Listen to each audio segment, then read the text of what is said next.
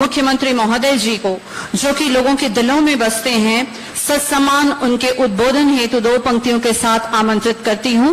अपनी आभा से हमारा जीवन सुसंस्कृत कर दीजिए, हमारी अल्प प्रसन्नता को विस्तृत कर दीजिए। आपकी उपस्थिति से ये मंच रोशन हुआ है, आपकी उपस्थिति से ये मंच रोशन हुआ है। अपने उद्बोधन से हमें अनुग्रहित कर दीजिए। माननीय मुख्यमंत्री महोदय जी।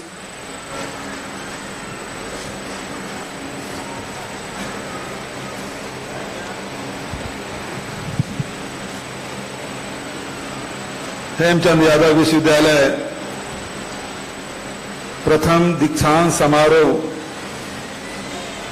में उपस्थित वर्चुअली जुड़े माननीय राज्यपाल विश्वभूषण हरिचंदन जी, श्रद्धेय स्वामी निखिलेश्वरानंद जी, आदरणीय उच्च शिक्षा मंत्री भाई उमेश पटेल जी,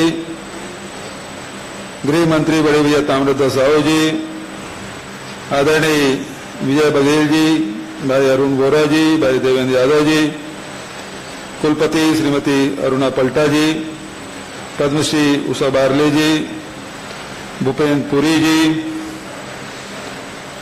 उपस्थित आदरणीय डॉक्टर ओम प्रकाश वर्मा जी, आर.एन. वर्मा जी, हमारे सभी महापौरगण, भूतपूर्व महापौरगण और मेरी धर्मपत्नी भी आई है श्रीमती मुक्तेश्वरी बघेल जी।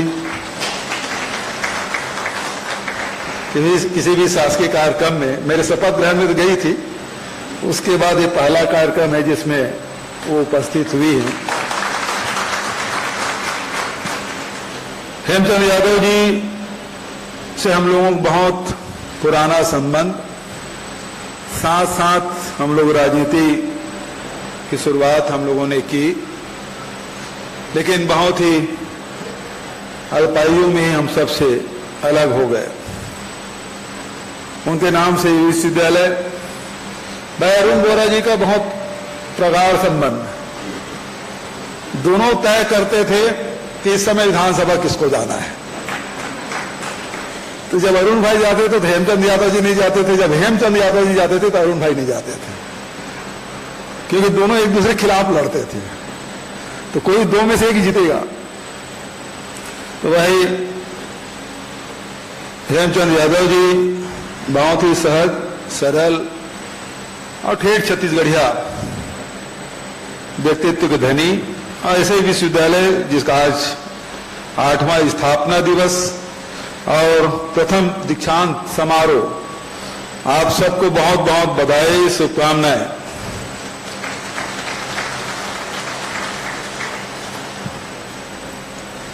आज मुझे और उषा बारले को भी मानद उपाधि मिली है। उषा बान को खूब ढेर सारी बधाइयां। सभी छात्र छात्राओं को भी बहुत बहुत बधाई, जिस संकल्प के साथ महाविद्यालय में, विश्वविद्यालय में आपने एडमिशन लिया और आज आप अपने प्रतिभा, अपने मेहनत के दम पर आज गोल्ड मेडल हासिल किया, बहुत सारी डिग्रियां हासिल की। सबको बधाई। मैं तो पलटा मैडम को और रजिस्ट्रार को धन्यवाद देना चाहूंगा कि 7 के क्रम में एक आध लड़के भी जरूर रख देते थे, अधिकांश सब लड़कियां हैं।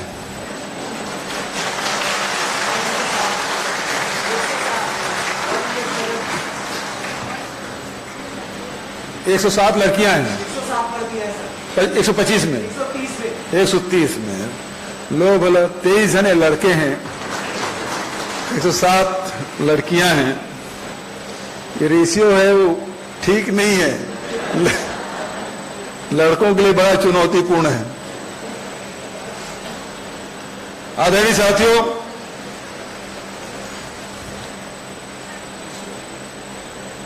आज जब ये मानद उपाधि मिली, अरुणा मैडम जब गई थी तो मुझे बड़ा अटपटा सा लगा। मैं बोला ये उचित तो नहीं लग रहा है मुझे। फिर भी उन्होंने कहा नहीं, आपने जो नरवा गरवा गुरुआबाड़ी में काम किया है, सामूहिक विवाह में काम किया है और ज्योतिबा फुले सम्मान से सम्मानित किया है। तो इस कारण से ये हमारा हक बनता है कि हम और पूरे विद्या परिषद एवं सभी समितियों ने ये तय किया है कि इस मानद उपाधि को आपको देने का फैसला किया है। उस समय जब पुणे से जब लोग आए थे और ज्योतिबा फुले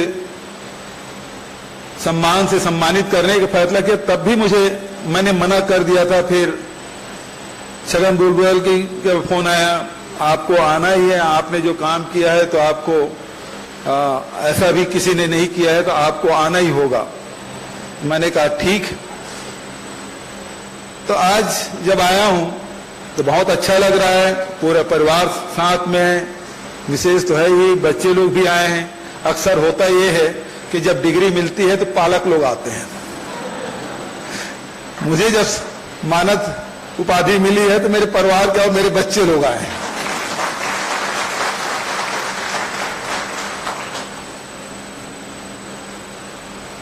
हम लोग जब राजनीति में आए तब ये नहीं सोचा था कि बहुत पढ़ना पड़ेगा। तो 10 साल तो बीत गया क्योंकि सत्ता में थे 1993 से लेकर 2003 तक के। उसके बाद जब विपक्ष में आए तब पढ़ाई करना पड़ा, क्योंकि जब मुद्दे उठाने हैं तो मुद्दों की जानकारी आपको होना चाहिए। और जब रात में पढ़ाई करता था तो मिसेज कहती थी इतना पढ़ लेते पहले तो आईएएस बन जाते। मैं बोला अच्छा होगा नहीं पढ़ा, यदि पढ़ लेता मुझे नेताओं को सर करना पड़ता। अभी आईएएस लोग मुझे सर कहते हैं।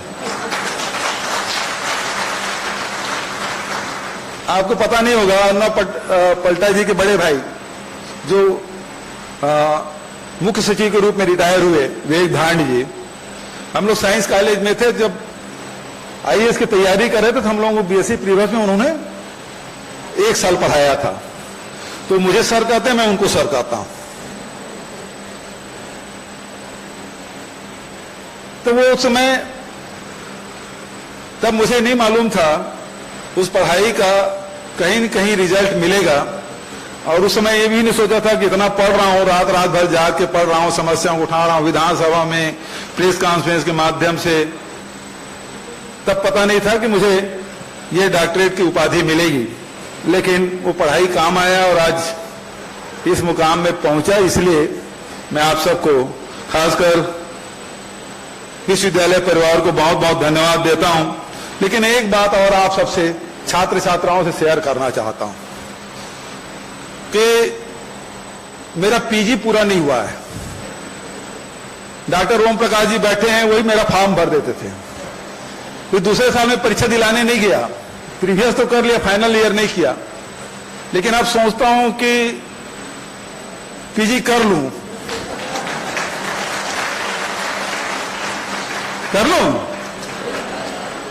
लेकिन डर इस बात का है कि नंबर कम आएगा, फिर आप लोग क्या बोलेंगे।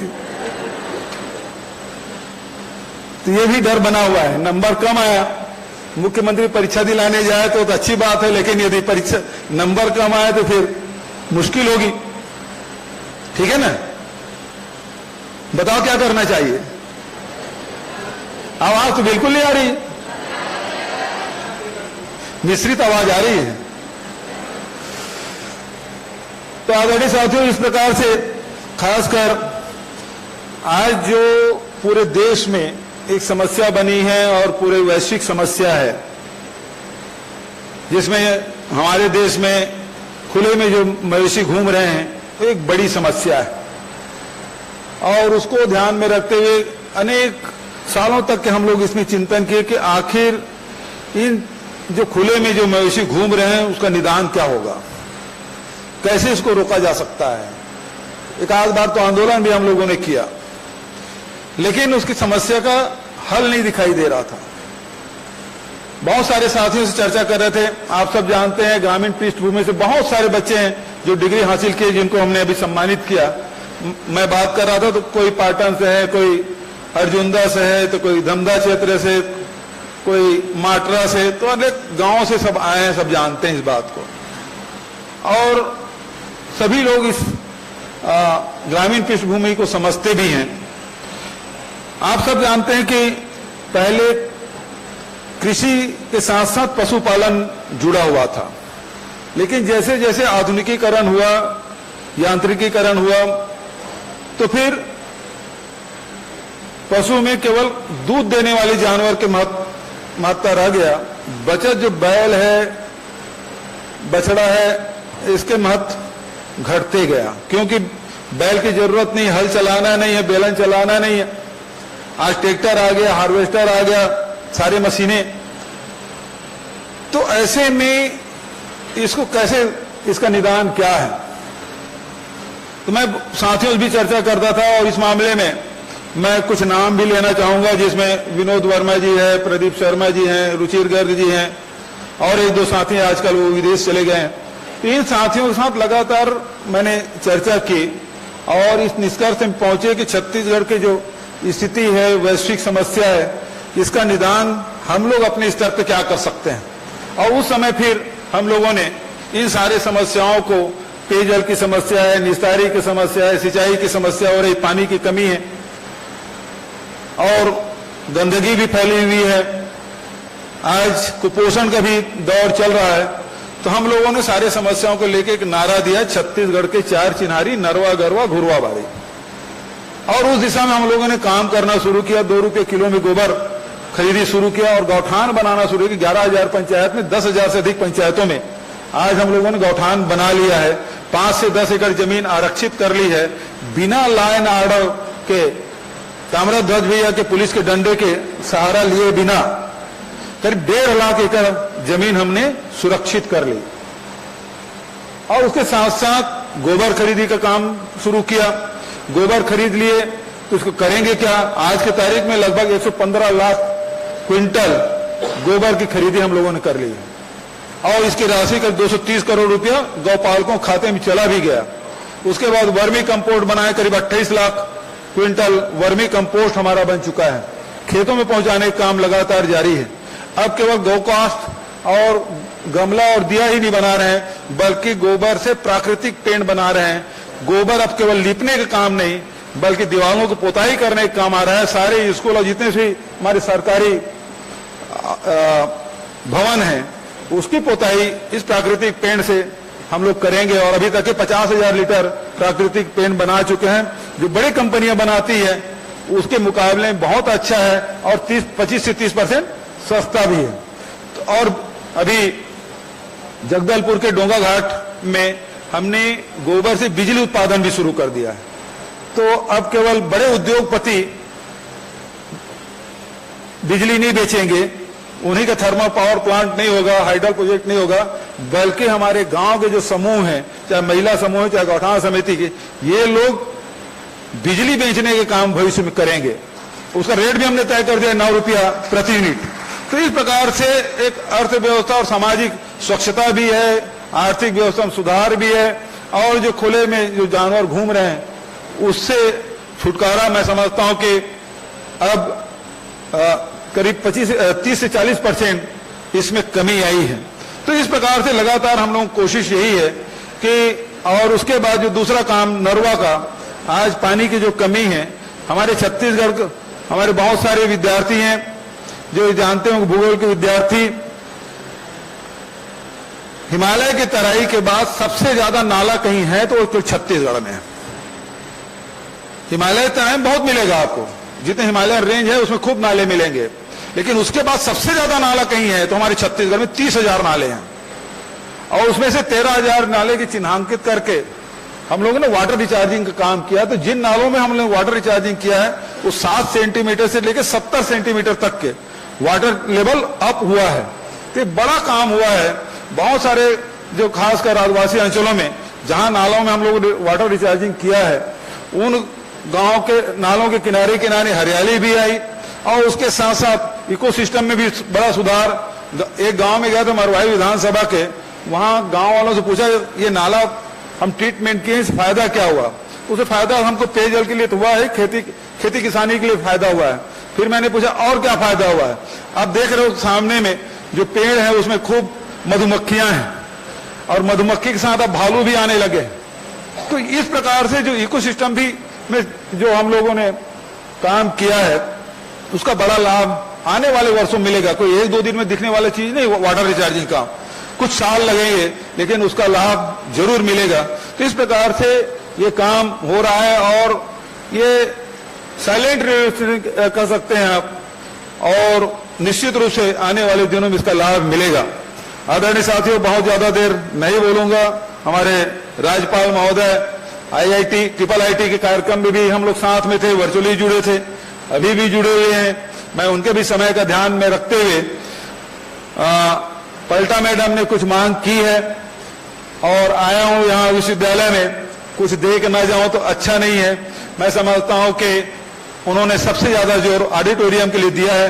बहुत सुंदर ऑडिटोरियम, आपके जो पोटिया कलम जो भवन बन रहा है उसमें भी बहुत सुंदर ऑडिटोरियम बनाया, आधुनिक व्यवस्था हो। और मैं इन्हीं शब्दों के साथ आप सब ने मेरा स्वागत किया, मान किया, खासकर विश्वविद्यालय परिवार ने ये फैसला किया, मुझे भी जितने भी हमारे शोधार्थी हैं उनके साथ साथ मुझे और उषा को भी सम्मानित करने का फैसला किया। तो इसलिए मैं आप सबका विश्वविद्यालय परिवार का हृदय से धन्यवाद देते हुए अपनी वाणी कहीं विराम देता हूं। धन्यवाद। जय हिंद, जय छत्तीसगढ़। बहुत बहुत धन्यवाद परम आदरणीय मुख्य अतिथि महोदय।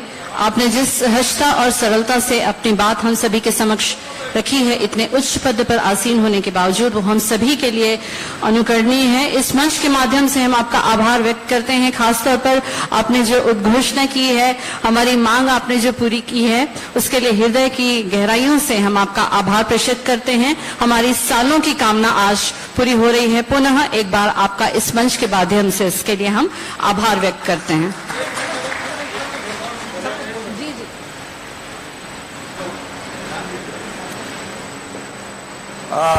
एक और घोषणा करनी थी जिसको याद दिलाया बैठने के बाद, और डॉक्टर नरेंद्र वर्मा शोध पीठ की मांग पलटा मैडम ने की थी, उसकी भी घोषणा करता हूं।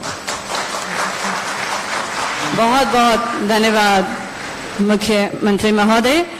हमारे लिए आज का दिन निश्चित रूप से अविस्मरणीय रहेगा। एक तो आज के प्रथम दीक्षांत समारोह के अवसर पर हमारे बीच छत्तीसगढ़ का नेतृत्व करने वाली सम्माननीय अतिथि वृंद उपस्थित हैं। दूसरा, आज हमें ऑडिटोरियम का तोहफा मिला है और नरेंद्र देव वर्मा जी की शोध पीठ की भी आज घोषणा माननीय मुख्य अतिथि महोदय ने की है। इस मंच के माध्यम से कोटिश आपका आभार, कोटिश धन्यवाद।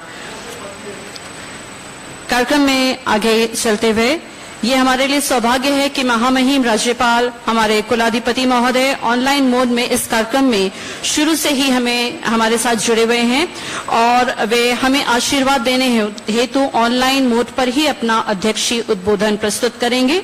मकरन सी तकदीर गुलकन सी तासीर है आपकी, खुदा की नेमतें हैं किसी किसी पर बरसती हैं। हमारे सम्माननीय राज्यपाल